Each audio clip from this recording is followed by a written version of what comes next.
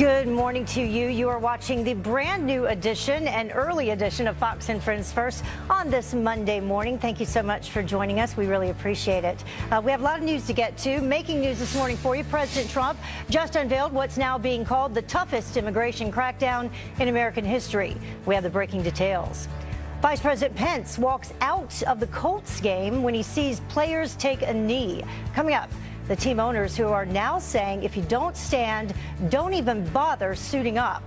And developing in the Nevada desert, police raid the home of Las Vegas gunman Stephen Paddock for the second time. Why? I'll tell you. And it is Columbus Day, unless you live in a town that plans to celebrate Indigenous Peoples Day instead.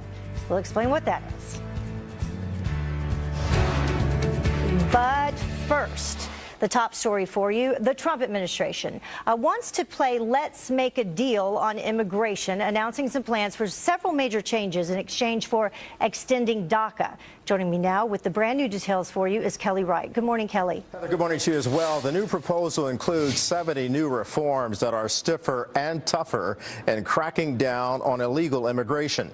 On a White House conference call about immigration, Mark Short, White House Director of Legislative Affairs, explained the Trump administration found 3 problems with the current vulnerability with immigration enforcement. The president wants his proposals implemented in exchange for making any deal to protect the 800,000 young people known as dreamers who were brought to the U.S. illegally as children. On the same conference call, Ron Vitiello, acting deputy commissioner at U.S. Customs and Protection, said any new legislation on immigration must include reforms that allows for quick and safe returns of illegal children to their home countries. If we don't fix the laws for illegal alien minors, if we don't close the asylum loopholes, if we don't provide the resources necessary to quickly adjudicate cases, then we will never have a secure border. Senate Minority Leader Charles Schumer and House Minority Leader Nancy Pelosi released a joint statement blasting the Trump administration, stating this: the administration can't be serious about compromise or helping the dreamers if they begin with a list that is anathema to the dreamers, to the immigrant community, and to the vast majority of Americans. The White House also wants to close the loopholes involving sanctuary cities, stating illegal aliens must be expeditiously removed after their administrative hearing. Heather. All right, Kelly, we're going to talk more about that in our political panel coming up. Thank you. Sure. Well, Vice President Mike Pence taking a stand. Did you hear about this? Walking out of the Colts game after some San Francisco players took a knee. And now some owners and coaches are vowing to put patriotism first, threatening to bench any player who disrespects our flag. Jackie Ibanez joins us now live with this story that has got everyone talking online this morning. Yes, it has. Good morning, Heather. Certainly heated it up, for sure. It really did. Happy about this 4 a.m. show. It's going to be fun. All right, well, let's get going. The vice president portraying his decision to walk out as a gesture of patriotic principle. Here's what happened. The former Indiana governor flying in so he could watch Peyton Manning's jersey retirement ceremony, but didn't stick around for long, instead leaving right after kickoff. Pence clarifying on Twitter why, writing this, quote, "I left today's Colts game because POTUS and I will not dignify any event that disrespects our soldiers, our flag, or our national anthem." The tweet referring to about a dozen San Francisco 49er players taking a knee during the Star-Spangled Banner. President Trump thanking his right-hand man for his own protest. Now, some NFL owners and coaches are also doing their patriotic part to take a stand for our veterans and soldiers serving overseas and doing so much for us, including Cowboys owner Jerry Jones. Listen. We know that there is a serious debate in this country about those issues, but there is no question in my mind that the National Football League and the Dallas Cowboys are going to stand up for the flag. So we're clear.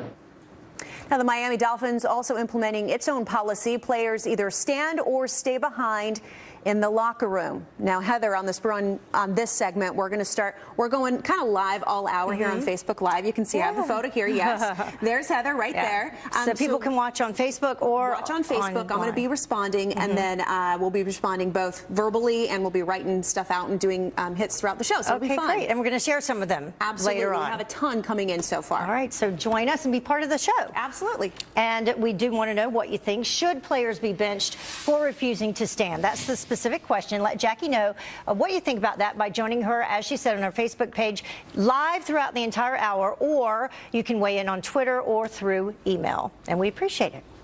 Well, now to some extreme weather. Nate slammed the Gulf Coast as a Category 1 hurricane, leaving behind a trail of destruction. It's now a tropical depression moving north and threatening to dump more heavy rain. Joining us live from the scene in New Orleans is Ellison Barber. Ellison, what is the latest?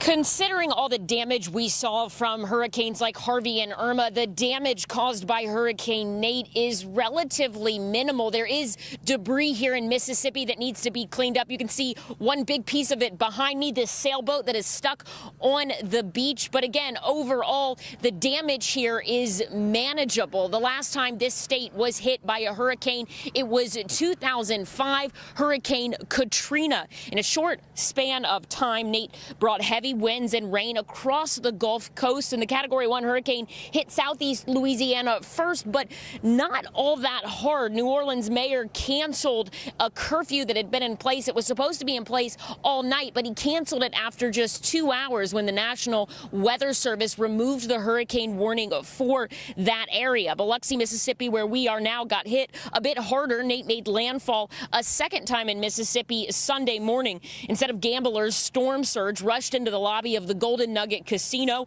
There was flooding in the parking deck as well. Mississippi, Louisiana, and Alabama all declared states of emergency. On Sunday morning, when people woke up in Mississippi and Alabama, officials in both states said 100,000 people were without power. Here in Mississippi, Mississippi Power yesterday evening said they still had 22,000 customers without power, but by the time we woke up this morning, they said all of their customers had power back on. In Alabama, Heather, 36,000 people were without power yesterday. We expect to get an update from them in about an hour on how many people still are without power this morning. Heather? Yeah, and we still have so many people recovering from the other hurricanes that we've had to deal with this season. Thank you so much, Ellison. You bet. Here's another story that we're following. President Trump firing back at Senator Bob Corker after referring to the White House as a daycare center. Our commander-in-chief's attack comes after the Tennessee Republican called the Trump cabinet people that help separate our country from chaos. Well, Senator Corker not stopping there, writing on Twitter, "It's a shame the White House has become an adult daycare center. Someone obviously missed their shift this morning." Our commander-in-chief responding back, tweeting, "Bob Corker gave us the Iran deal, and that's about it. We need health care, we need tax cuts, reform. We need people that can get the job done." A lot of response to that on Twitter, too. Well, movie mogul Harvey Weinstein fired from his own company over accusations that he sexually harassed women for decades. And now there are some reports that the company he co-founded with his brother, the Weinstein Company, will change its name. Board members reportedly saying that the name is just too tainted at this time. Well, the head of the National Rifle Association will not commit to banning bump stocks. We've talked about those some in the wake of the Las Vegas massacre. CEO Wayne LaPierre says that he'd rather the president regulate them instead, saying that any action Congress takes could be a slippery slope. There are monsters like this monster out there every day. The number one person teaching irresponsible use of firearms is all these elites' employer, the Hollywood, television, gaming industry. We spend millions teaching responsible use of firearms. LaPierre adding that the only thing that stops a bad guy with a gun, a good guy with a gun. And the New York Yankees saved the series with one swing in Game 3 of the ALDS. Now it's Hicks saying ball game over. Yankees win. Yankees win. The Yankees beating the Indians 1-0. Game 4 is tonight in New York. And the Red Sox, by the way, avoiding an ALDS sweep by the Astros, winning 10-3 in Game 3. 2 pitch. High fly ball. Right field line. Towards the corner. It's gone. Love it. They face off again today at 1 p.m. in Boston. Love the sound of that bat and the ball. Well, the time now is about 9 minutes after the top of the hour. Democrats melting down as President Trump takes a hatchet to Obamacare regulations. But isn't this the way to fulfill a campaign promise to the American people? We'll debate that up next. And right now, Spain is on the brink of splitting into two countries, thousands flooding the streets protesting. We are live with the latest on that. Plus, breaking breakfast news for you, some major menu changes coming to Dunkin' Donuts.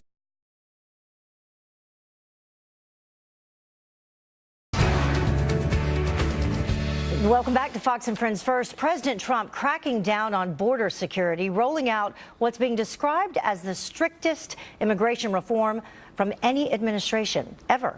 Here now to react, Democratic strategist Chuck Rocha and Fox News contributor Tammy Bruce. Thank you both for joining us very early this morning. Appreciate it. Yes, thank you. Our first 4 a.m. show. So we're going to make sure everybody wakes up early. So let's talk about this new immigration plan that he has on tap anyway. We can bring this up. A number of changes in the proposal, 70 in fact. But here are the main things. 27 different suggestions on border security, 39 improvements to interior enforcement, and 4 major changes to the legal immigration system. Tammy, your response. Well, look, first of all, when he was initially talking about the dreamer aspect, a lot of his base was concerned about the fact that when they were talking about legislation with Nancy Pelosi and Chuck Schumer, that there seemed to be no border wall involved, or no quid pro quo, if you would, because this is effectively, we have to admit it, it's going to end up being an amnesty. What they're reflecting on, though, I think, is Reagan, when he did this, is he presumed, everyone said, sure, there'll be border security, but he effectively legalized, I think, over 1 million illegal aliens, between 1 and 3 million, and more swept in. This is exactly what the base wants, and it also speaks to the issue of law and order, is real border protections, real enforcement internally, while at the same... But should he be connecting it to DACA and Dreamers? Well, this is the politics of it, isn't it? The Democrats want the Dreamer dynamic, and he's saying, well, look, this is going to be about amnesty, effectively. He won't say that literally. Trying to bargain back and forth. That's what this is, and I think it's an important situation. It creates also a country that the Dreamers came here for, a country of law and order and fairness. Chuck, what do you think? Yeah, I think that we would like a clean Dreamer bill to begin with. I think that this is what Tammy said is absolutely true about giving red meat to the base. I mean, they were very anxious when they saw him meeting with Nancy Pelosi and Chuck Schumer, but I don't think that we should punish these young people who came here at no fault of their own. A lot of them, 20,000 of them, are public school teachers. They've all been through a criminal background check. Like, everybody's for securing the border. Absolutely, we're for securing the border. And if you can get some of these through, nobody wants anybody to come here who wants to do harm to our country. But I do want people who want to pay taxes and be a part of this country. Well, it also addresses some of the loopholes in it. And Chuck, I'll have you respond to this. The loopholes that the administration wants to tighten, lax asylum standards, unaccompanied illegal children, visitors who come legally but overstay their visas, and then a 2001 Supreme Court decision that makes sanctuary cities illegal.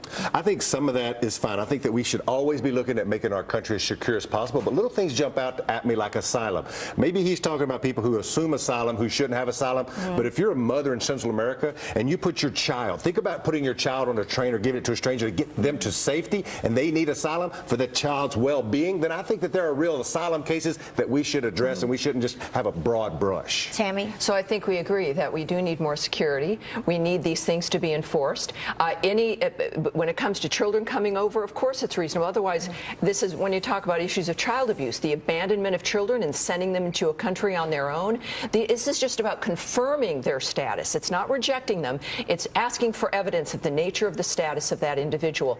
How often does that happen, though, children on their own who are sent? This is what we saw for the last 2 years through the Obama administration. Children, young people coming in with what we saw. Adults. That's what we saw. It's what was occurring. And this is now what we're concerned about, is it reoccurring depending on this action, and Americans want some kind of stability. Yeah, let's talk on this other topic that we were going to do originally before he announced all these immigration proposals yesterday, and that is Obamacare. Today's the day, apparently, President Trump is taking a hatchet to Obamacare. A critic screaming sabotage. Chuck?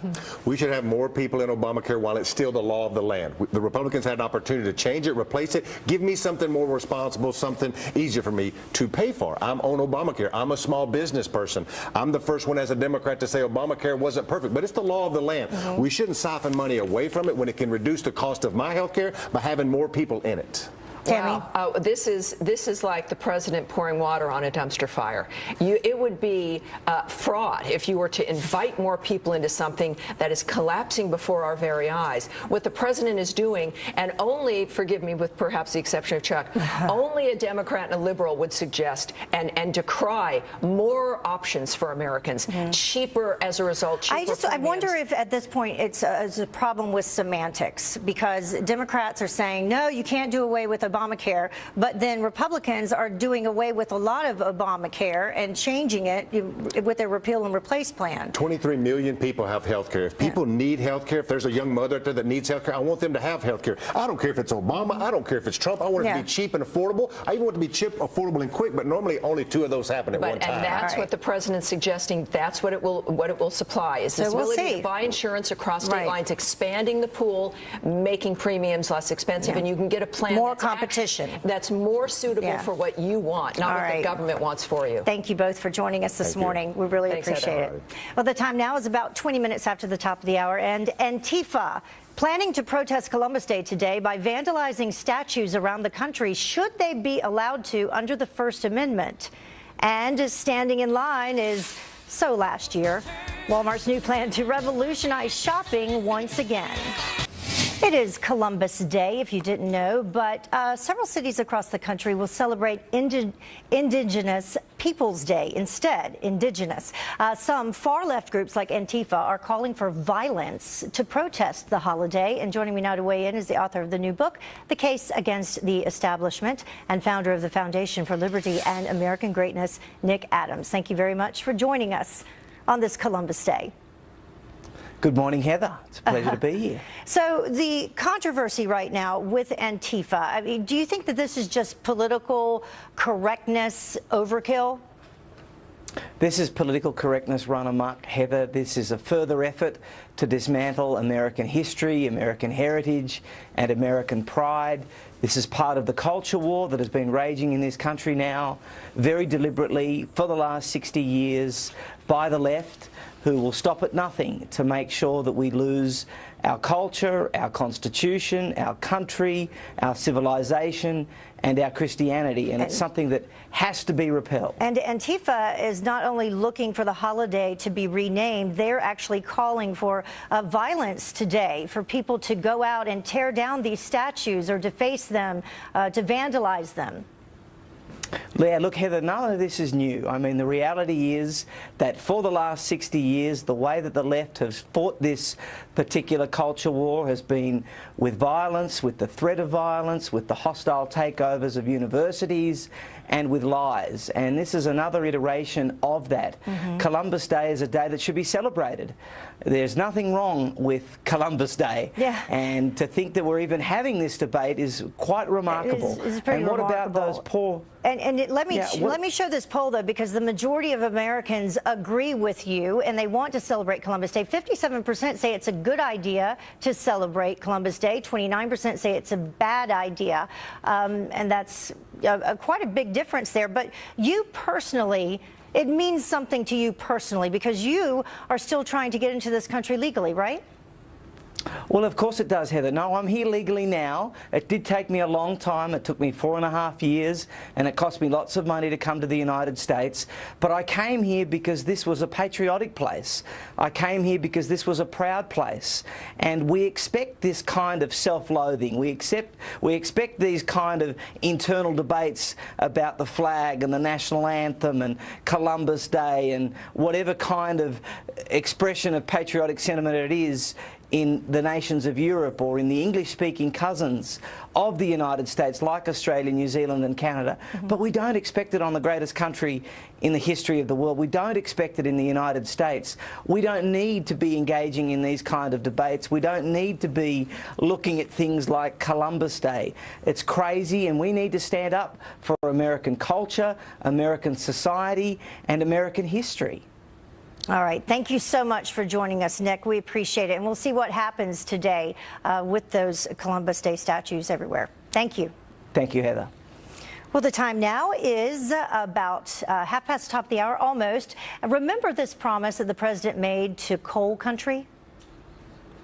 You're going to see what happens. You're going to see. I get elected. You're going to see what happens. It's going to happen fast. And you're going to be back to better than ever before. Well, today he is about to deliver big time, but what will it mean for the climate? We're live in Washington with that up next. And NFL coaches and owners, they are finally standing up for America. Let's check in with Jackie. You know what? Jackie, can you hear me? If you don't do what you're supposed to do, you're going to be out Jackie. there. Yeah, so we're hearing a lot of people say, hey, Heather. What's happening?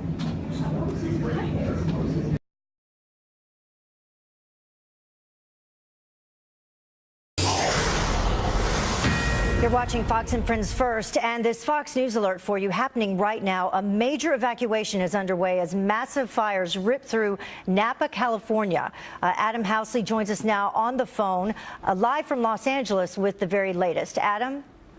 Yeah, you know, I just got back from Napa late last night, so it's a bit of a surprise that this is going on. But it's a pretty brutal situation. There's no other way of explaining it. 5 major fires burning up there right now. I just got a text from one of my friends I grew up with, who's a firefighter there, that says there is no structure protection. They're basically just trying to save lives. To give people an idea of the valley, I'm from there. It's my hometown, born and raised, and they've got 5 fires burning basically all the way around. It's the busiest time of the year, and if the Napa Valley area, also fires burning in Sonoma County as well. It's one of the busiest tourist locations in the country. So there are literally thousands of people there. A lot of these inns are out into these mountains where these fires are burning, these hillsides. We know that Silverado Country Club is burning, or at least near it is burning. If anybody knows or has an idea of what have been in Napa before on a vacation, as you drive north, there's basically two roads that head north, and they come to a point at the top of the valley. And one's called Silverado Trail. The other one's called Highway 29. The main fire right now, there's 2 of them, but the biggest one that's the biggest threat is on Silverado Trail. I've been told that wineries like Dariouche, Signorello are in major trouble, but more so than that, if those wineries are in trouble, there are hundreds and hundreds of homes that the fire would have to march through to get to those wineries. So obviously homes are more important, and families and lives are even more important than that. We've been told that an area called Soda Canyon, again, if you've been in Napa, people have heard that before. Soda Canyon Road is fire on both sides. People, we're told, are trapped and hiding in vineyards to try to stay, because vineyards are green, so they're not going to burn as easily, and that people are literally walking out trying to escape this fire. So the situation is rough. It's 40-mile-an-hour winds. We had a very wet winter. We had a very dry and hot summer, which people will tell you. We've covered a lot of fires here over my life in California and the West, for that matter, Arizona and Nevada. They'll tell you the fire conditions are ripe right now. And in the Bay Area, which is where this fire is burning, the North Bay area is where Napa is located. People in San Francisco not only can see the glow in the distance, which is roughly 40 miles as the crow flies away, but they also can smell the smoke in San Francisco. Yeah, I'm reading some of these. As you're talking, Adam, we're showing video, and also people are posting pictures on Twitter, social media, and they're talking about how they could, like you just said, smell it all the way to San Francisco. Right. My family's evacuated. My brother and sister-in-law and kids got out, and it's hard to explain. I mean, in the sense that they're not next to the hillside. They're probably 2 miles from a hillside, and you have to come through vineyards and homes to get to where they're located. They're in the country still. They've evacuated. My dad is still in, and he has several friends that are there that have dealt with fire before. They're still there trying to put fires, spot fires out around. He's in the country as well. A friend, and this is what's going on right now. A friend grabbed his tractor and literally bulldozed the back of their house, all the plants down, the fencing down, and they've been there for 30 years. So to try to keep the fire from getting into those plants, because once that happens, that's the situation. So it's a rough situation in Napa right now, guys. 5 different wildfires, major fires burning. Adam Housley, thank you so much for joining us. At least one of them, I guess the one that was raging on Atlas Peak in Napa County, it's roared to about 200 acres on Atlas Peak at this point. Evacuations underway. As you just heard Adam say, one of the busiest times of the year in that area of the country. So we'll continue to follow that story for you. Thanks, Adam. Well, we have another developing story for you as well. The FBI returning to the home of the Las Vegas shooter as the officers who raided his hotel room speak out for the very first time about what they found when they busted in. All of this as the gun debate intensifies. Will Carr's live for us in Las Vegas with the very latest. Will? Good morning, Heather. A lot of new information coming out over the weekend, including the fact that Stephen Paddock's brother is now in Las Vegas talking to the FBI, trying to help them find out the motive behind the reason why Paddock killed 58 people and injured almost 500 others. At the same time, we're learning that federal authorities believe Paddock may have had an undiagnosed mental illness, and we're finding out more about his preparation and exactly what he had on the note on his hotel nightstand. I did notice a note on the nightstand near his shooting platform. I could see on it he had written the distance, the elevation he was on, the drop of what his bullet was going to be for the crowd. So he had that written down and figured out, so he would know where to shoot to hit his targets from there. We've also learned that after talking to Mary Lou Danley, Paddock's girlfriend, authorities searched Paddock's house for the second time this weekend. It comes as Steve Wynn told Chris Wallace on Fox News Sunday that Paddock and Danley frequented his hotels over the years. He's been staying in Las Vegas since '06. So we're talking about 11 years with his girlfriend, or at least in recent years, frequent visitor once or twice a month to this hotel and others.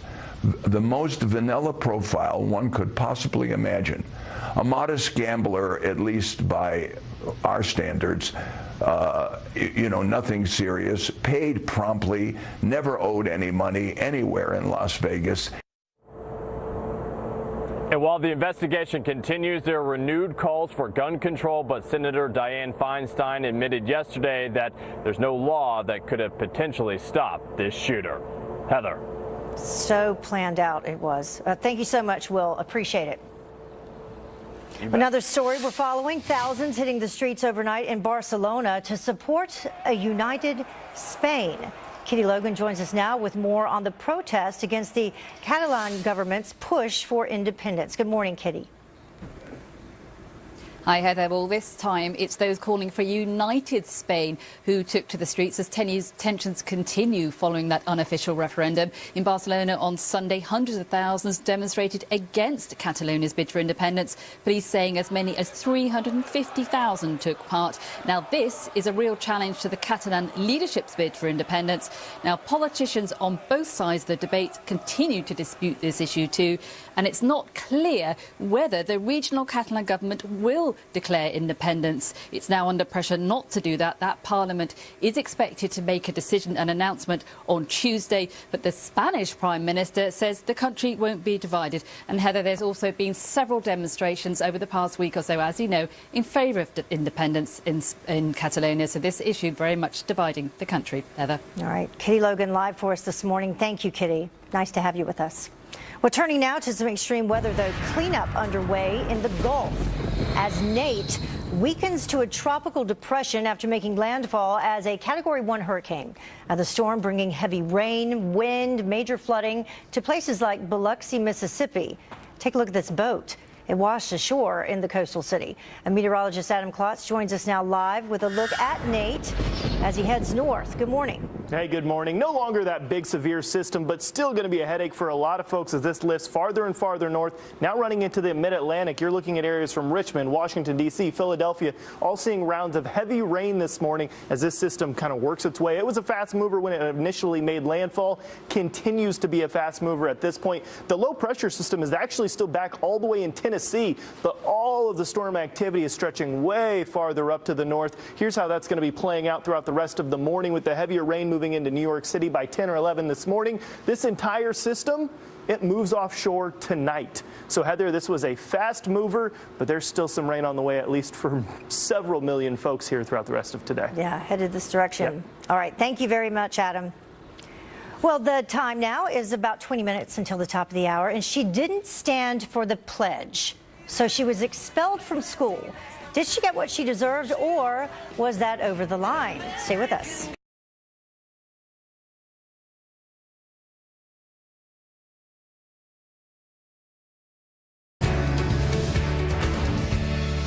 Welcome back. The NFL anthem protest now setting an example for young Americans on and off the field, like one Texas high schooler who's now getting expelled for sitting during the Pledge of Allegiance. Well, she is suing and saying that students cannot be forced to stand during the pledge, but does she have a case? Here now to debate it, former federal attorney Emily Campagno and criminal defense attorney Stephanie Willis.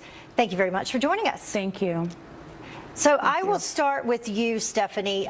We were just discussing, she's been doing this since the 9th grade. Her name is India Landry. Correct. She's been doing this since the 9th grade, and as we previously discussed, this was before Colin Kaepernick actually took a knee. So we know that she's done this on several occasions, and for some reason, this was the first time that her principal decided to expel her.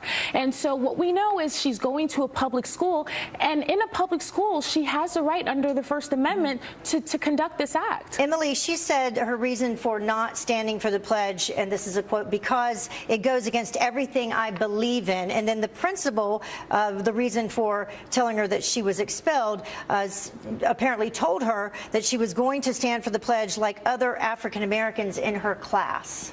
What do you think?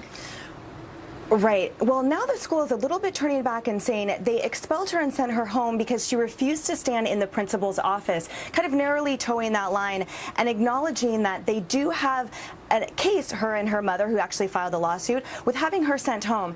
But the attorneys for her are arguing a 1943 case that proponents always argue, in which the United States Supreme Court ruled that you cannot force a student to stand for the national anthem for religious beliefs. Here, however, it's totally distinguishable because she admits it's not for her religious beliefs. That case involved Jehovah's Witnesses. She says, as you stated, it's here because the flag doesn't stand for what it stands for, liberty and justice and all that. Moreover, the Supreme Court has also ruled that the constitutional rights of students do not automatically coexist with that of adults. You know, Stephanie, is there a difference between taking action and standing or not standing versus we hear a lot about children or students wearing T-shirts? You know, we heard a lot about the Trump T-shirt. Right. One student in particular was taken out of the yearbook because of it. Right. Well, we have to know that there was a case previously back in 1969 in which individuals wore black armbands in order to protest the Vietnam War.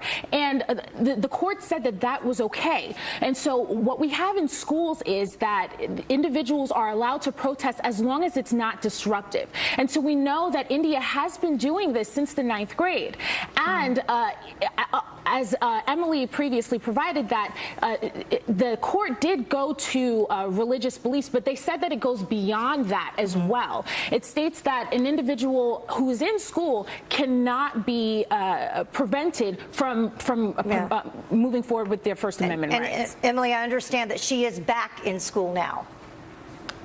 She is back, yes. In fact, the school allowed her to come back and requested a meeting actually with her parents because previously had a policy that any student could sit for the national anthem with a note from their parents. I'd like to touch on a 2007 federal case in which the court ruled that a football coach who kicked off 4 players for circulating a petition about him could do so because it sowed disunity. Now, the courts have also ruled that a privileged action, i.e. participating on the football field, is the same constrictions or lack thereof as in a classroom. So here I acknowledge Stephanie's case that she just said, but again, it's a little bit more persuasive to go to that field where, regardless of whether it's a peaceful protest, if it sows disunity, that action can be stopped. Well, from the NFL to the classroom, it is spreading. Thank you both for joining us this morning. Appreciate it. Thank you.